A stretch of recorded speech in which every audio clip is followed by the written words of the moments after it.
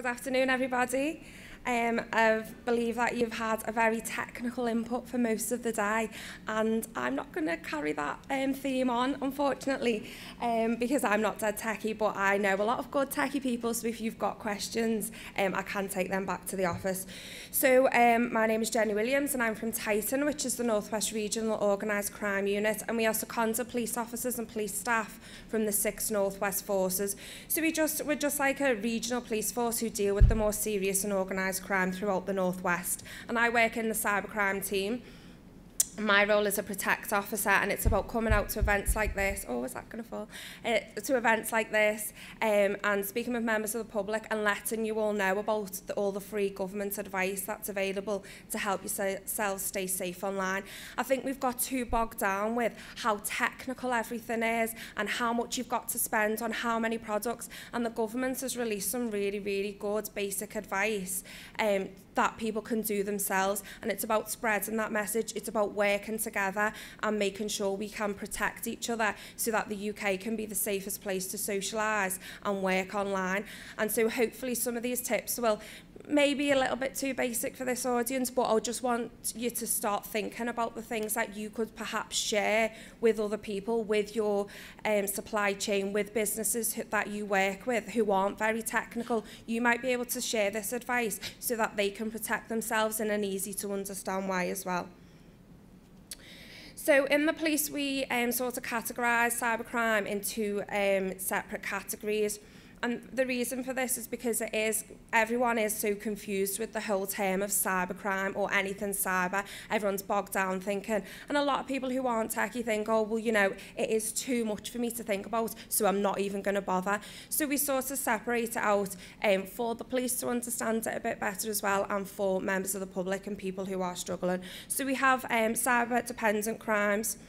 So these are the proper cyber crimes. Like, you'll know most of them words that are on the screen at the moment. This is the proper stuff that we've been seeing. This is the stuff that's happened within the past 6 years. And this, your denial of service, hacking, botnets, malware, Trojans. And in Titan, our cyber team are geeky gods back in the office who, if you have got technical questions, will be able to answer. This is the types of stuff that they deal with, this more serious operations. So this is the pure cybercrime. This is the stuff that has just developed and will keep developing over the coming years. And the other way that we sort of categorise is cyber-enabled crime. So these are just traditional crimes that have been made easier with the use of a computer. So it's crimes that have been around for millions of years, but just using a computer has made them a lot easier to commit. You know, no longer do we have letters coming through the post to try and get us to give fraudulent information via letter. It's via email.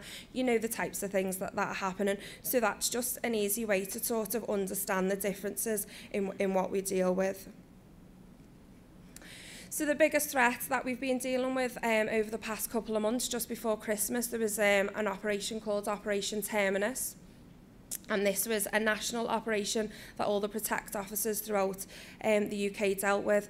And what it was,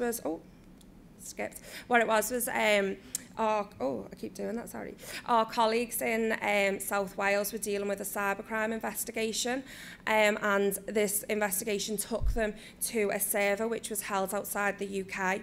And when they went and examined this server, there was quite a large number of companies' details on this server.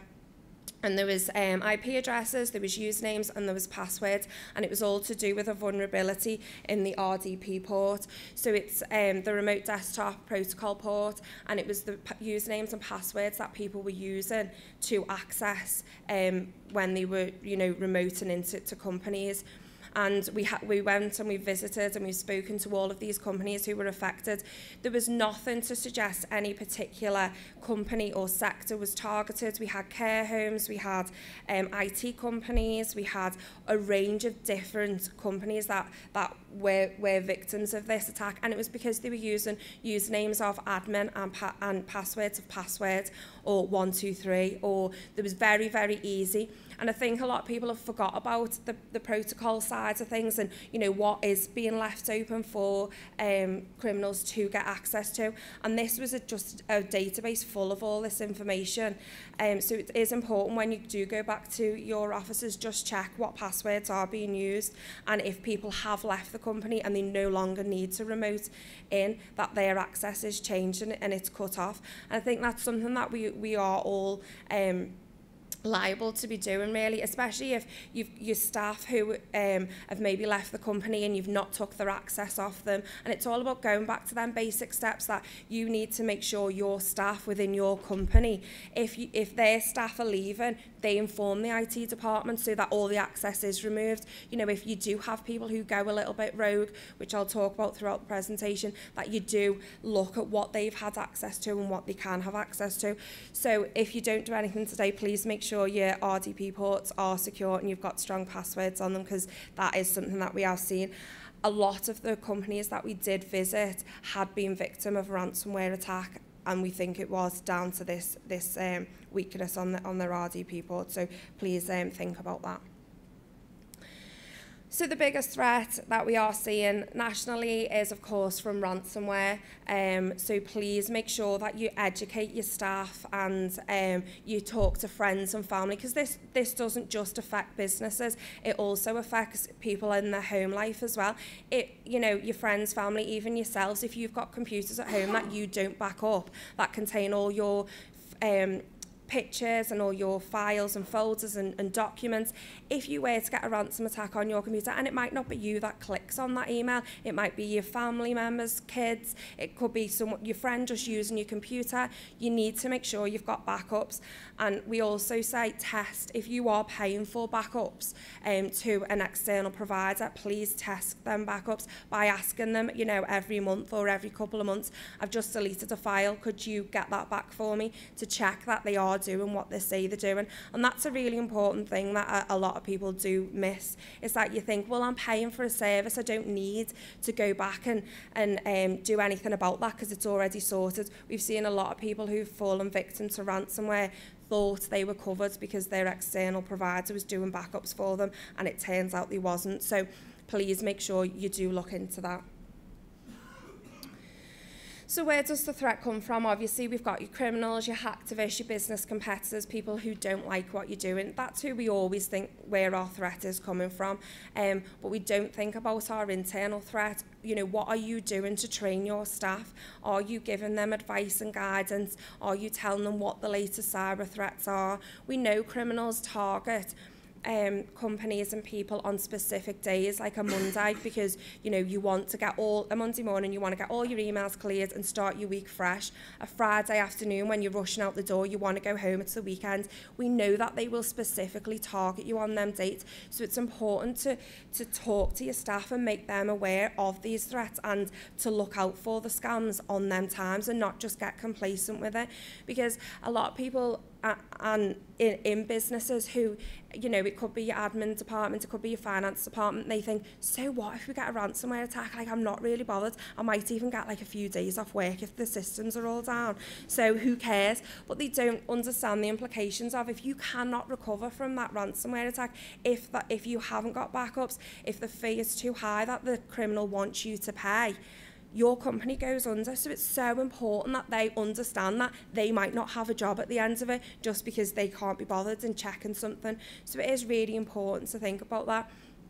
Also think about if you are a small business or you work with small businesses who grow quite quickly, people forget to lock down the folder structures. They forget that your admin person might have access to your finance department's folders. Why would they need that access? If someone got into their computer and was able to hack, they'd have access to the finance department as well. So please make sure you lock your folder structures down. It's something really simple, but we all forget about it because we're so concerned with how big the threat is, and we need to do all this complicated things. This is about going back to basics and putting them simple steps in place now.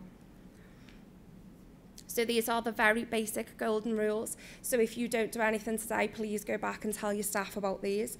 The government states that if we do follow these 2 simple golden rules, that the majority of cybercrime will be prevented. And I know they're very simple: download your software updates and use strong passwords. But if we can get people to start making these small changes early on, you know, next year we might be able to add another step, and then the year after we might be able to add some more things into it, because we need to start small to get people to make these changes. It's very hard to get them to do something that they're not really bothered and interested in. So we need to start small so we can get on top of it.